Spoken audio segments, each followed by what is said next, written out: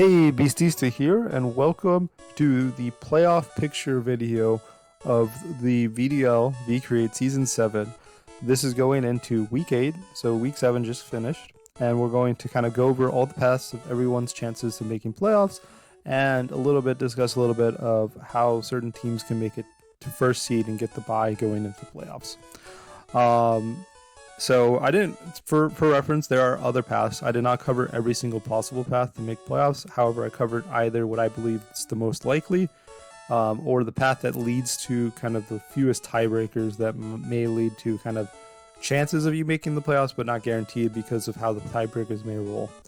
And those are kind of very hard to kind of cover all of those. So that, with that out of the bag, let's kind of get into the rankings. So this is the current rankings. There's a lot to uncover, but first thing I want to point out are these three matches. So these three matches did not occur in Week 7 yet. We have the in Ruby Division, Rebellion versus the Welsh Wailords. And Diamond Division, we have the Old English Ice Cubes versus the Tyndale Melmetal. And in Pearl Division, we have the Bolton Bachelors versus the Georgia Guertins. All six of these teams can make playoffs.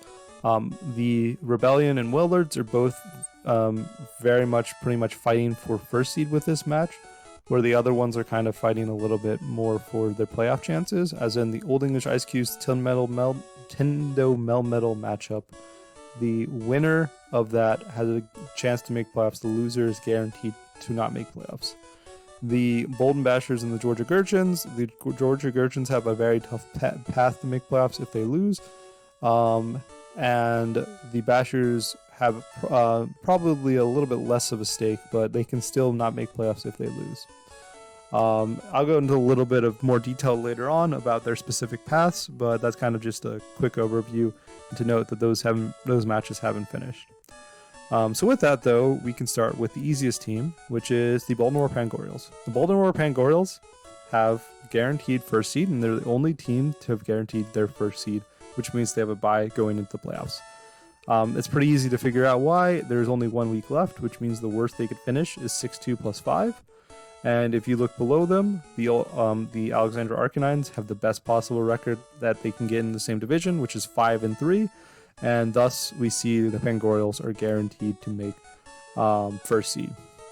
Continuing on, we can see the blue circle teams and the teams below. These teams are guaranteed to make playoffs. So basically what we learned from this is every team that has 5 or more wins has guaranteed playoffs, and every team that does not have 5 wins yet has yet to guarantee playoffs. There's a couple teams that are very close to have guaranteed playoffs, and basically a single loss from some other coaches will make them get playoffs even if they end up losing this upcoming week. But these are the only guaranteed teams, and so with that we can kind of go into some of the possibilities of getting to first seed. So starting with Ruby Division, what we see is that after the Rebellion Welsh Wailords match occurs, a team will have be 6-1, which means that the worst that team that's 6-1 could finish is 6-2, which means that they are guaranteed to get first seed over the Tricos and the Sars. However, the Wailords and Rebellion both can get first seed. If Rebellion wins, they're guaranteed first seed. If Wailords win, then if they end up losing the following week, the Rebellion has a very good chance to be able to get first seed if they win. So basically, the Wailords need to win out to guarantee first seed. Rebellion just needs to win this week to get first seed. Continuing on, we have the Camerups and the Warriors as the only possible teams to get first seed in the Diamond Division. So basically the idea with this one is same idea. They are both 5-2. If one of them loses, the worst they can do is 5-3, and the best that any team in their division below them can be is 4-4, and thus guaranteed playoff spot. Technically, the Warriors have a better chance of making playoffs because they won the head-to-head, and because they won the head-to-head, basically, if they end up having the same record as in Week 8 as the Camerups do, they get playoffs. And so the Camerups need to win one more game than the Warriors win to make playoffs. And the Warriors just need to win the same number of games or more than the Camerups do. And that's kind of their idea. So ties go to the Warriors, and and thus they have a little bit easier way to get to playoffs based on that. And if the Warriors 2-0, no matter what the camera ups do, they make playoffs. And if camera ups 2-0, the Warriors need a 2-0 to make playoffs. And that's kind of the idea. And finally, we can go to the Pearl Division. So this is the only team in which there's a team that's not guaranteed to make playoffs that can make to get first seed, and that's the Bolton Bachelors. The Bolton Bachelors can make playoffs or can make first seed, and the way that they can make first seed is by the Poggy Portuguese losing and the Bachelors just winning the rest of their games. They don't. That's it. The Sars need the Portugans and the Bachelors both to lose the set, and they need to win their final set. The Portugans just need to win to get the first seed, and the Bachelors just need the Portugans to lose, and they need to win both of their final 2 matches. So those are their paths all to victory, and every team below the Bachelors cannot make first seed. And so that's kind of the idea of how they can make first seed specifically. And so now we're going to kind of go over to the teams that can't make playoffs, and here they are. I crossed them off on the thing, and here's the teams below. Long story short, every team with 5 losses cannot make playoffs. However, every team with 4 or fewer losses has either guaranteed playoffs or has a chance to make playoffs. And I will go over each of their individual paths shortly. But this is kind of the teams that had some very good seasons, but ended up coming up a little short. Good showing from y'all. Nothing to be ashamed of. Hopefully y'all can finish up and get a 3-5, or better or worse depending on your specific current record. I think every team is 2-5 except for one of these.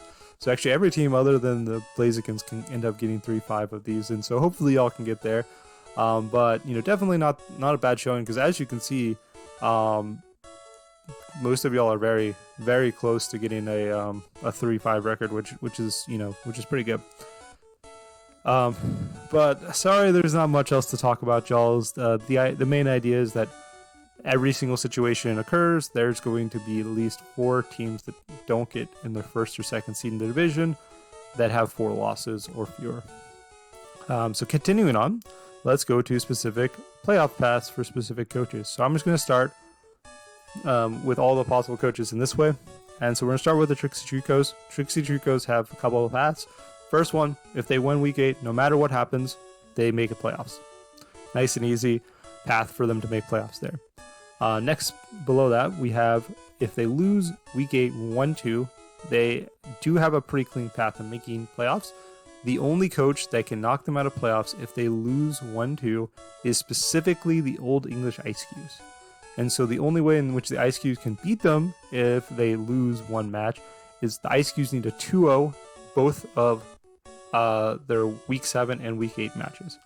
And if they don't 2-0 both their week 7 and week 8 matches, then the Tricos win. So basically, if the Ice Cubes lose a single game and the Tricos lose only one game in week 8, they have guaranteed playoffs. And finally, we have the path if they lose 0-2, and this one becomes a lot more complicated because if they lose 0-2, the Old English Ice Cubes are going to actually tie them. They're going to be 4-4 plus 1, and the Trixie Tricos are going to be 4-4 plus 1. And so the tiebreaker would go to the Mimiks if no other 4-4 plus 1 team exists, and that would knock out the Tricos from playoffs. However, that only occurs if only 2 teams have the same record. So they need another 4-4 plus 1 team to occur, and that would mean the Sars would need to lose 0-2.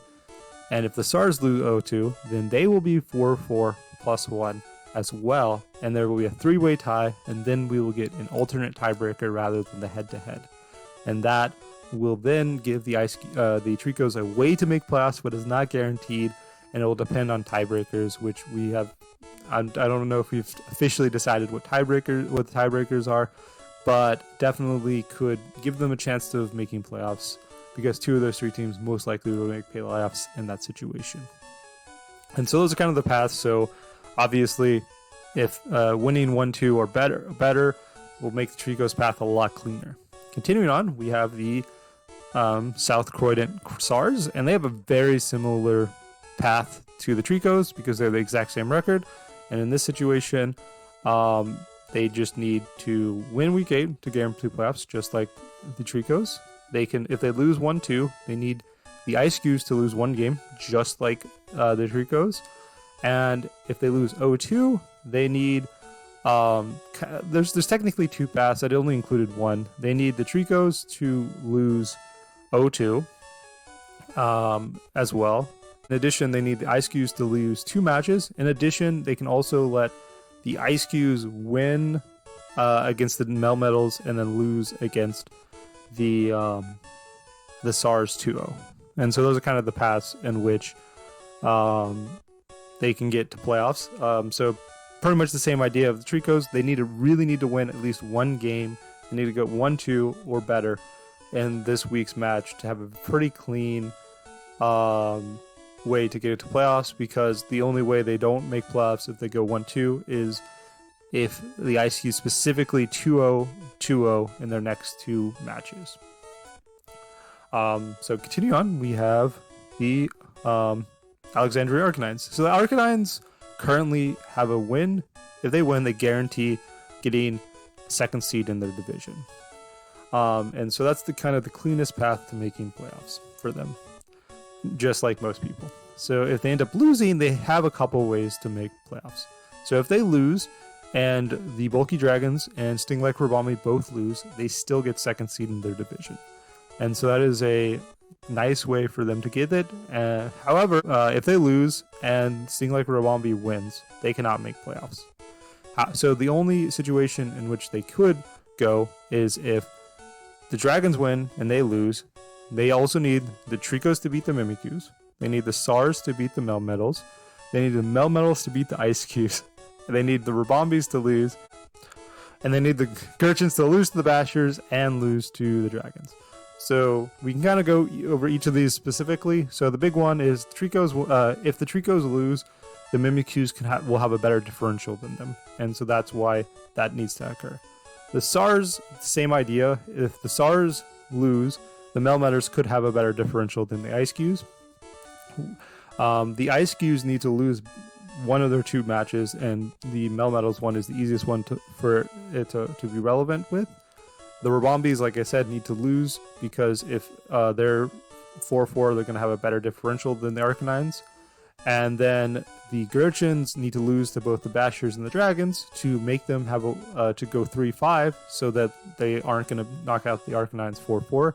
And in addition, this makes the Dragons, the Bulky Dragons, get the 2nd seed in their division, and the Arkanines will get the 4th wildcard spot with the Tricos, the Sars, and either the Bachelors or the Sars, depending on that specific sauces, depending on that one.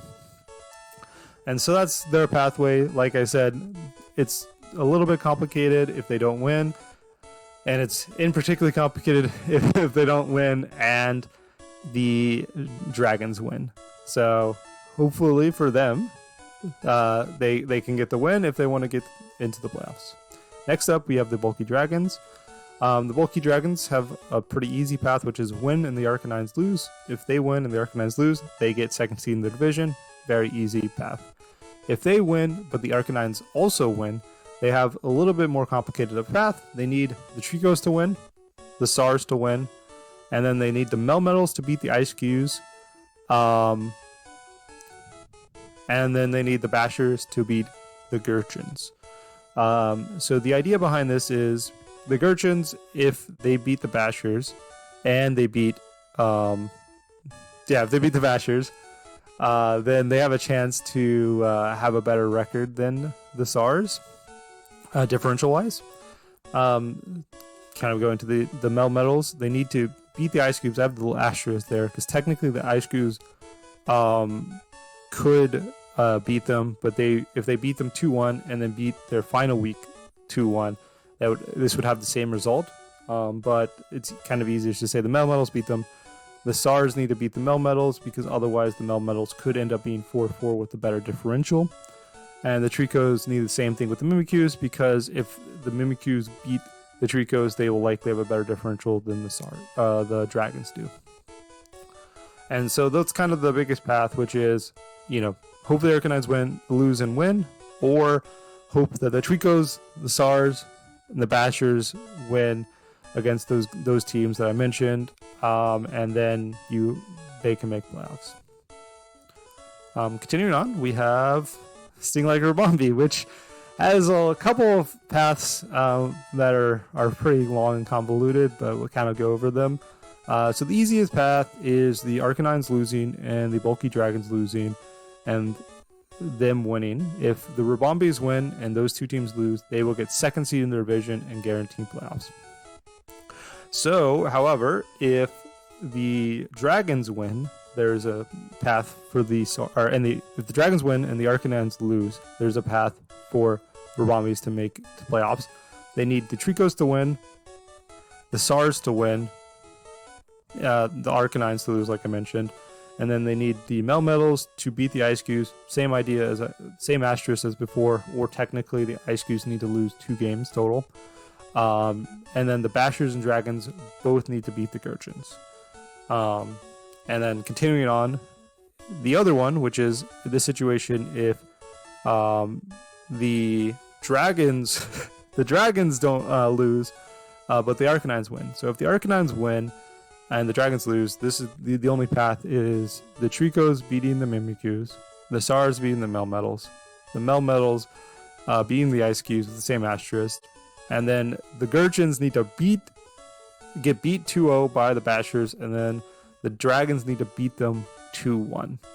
And so the reason behind the last one, where the Bachelors need to beat the Guertins 2-0 and the Guertins need to beat the Dragons 2-1, is so that the Rabombis will have a better differential than the Guertins, and then they have the chance to make playoffs there. Otherwise, the Guertins would have a better differential and would make playoffs instead.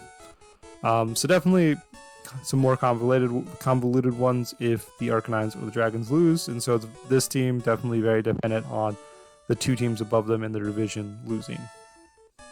Continuing on, we have the MK Mimiks.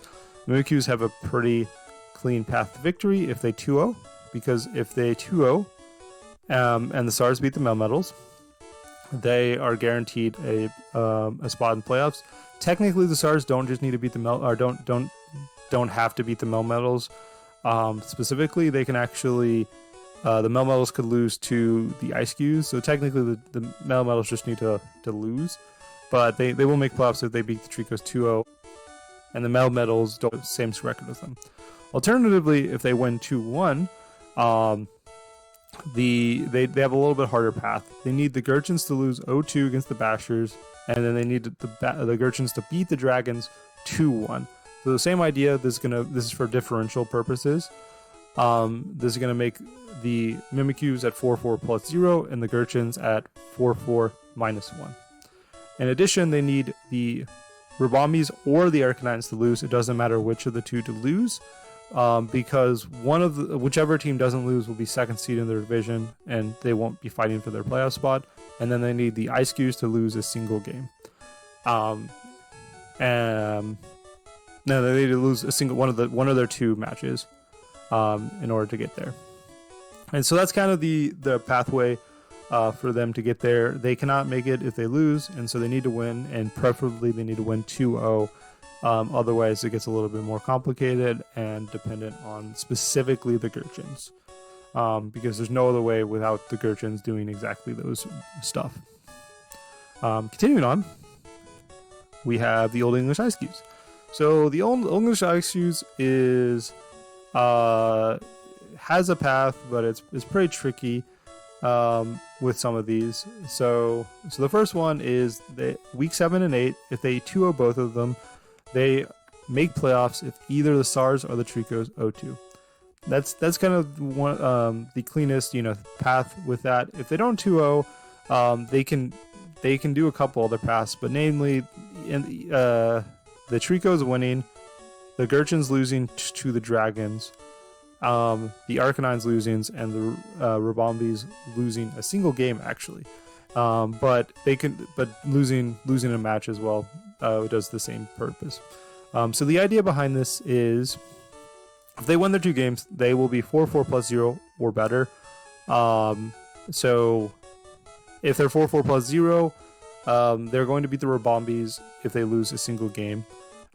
They're going to beat the Arkanines in tiebreakers if the Arkanines lose. And in addition to that, they want the Guertins to lose to the Dragons, so that the Dragons are able to get second seed in their division and not fight for them in a playoff spot. And so that's kind of the idea with those pathways for the ICQs.